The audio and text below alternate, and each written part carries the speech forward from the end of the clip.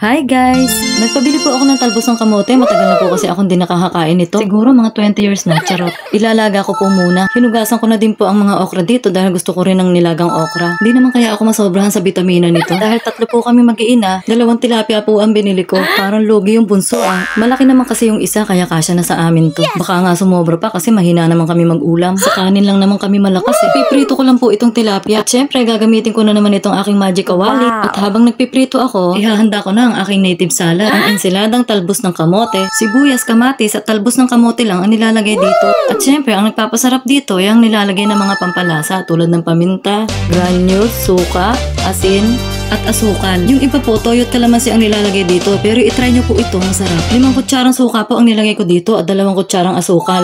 At tinansya ko na lang po ang asin. Hindi ko po yan sariling recipe, may nagturo lang din po sa akin. Itry nyo po, masarap po talaga. Sakto naman po, pagkatapos kong gawin ng ensalada, pwede na baliktarin ng tilapia. Buti na lang, hindi nasunog. At ito na po yung pangalawang tilapia. Siyempre, mabilis tayo kasi video to, luto na agad. Bilib talaga ako sa video. Ang bilis magluto. Ito na po ang menu for tonight. Meron din po ako nilagang okra at masarap din po itong isaw-saw sa ensalada. Mapapadami na naman ang kain ko nito. O paano guys, sa susunod na lang ulit ha. See you, bye!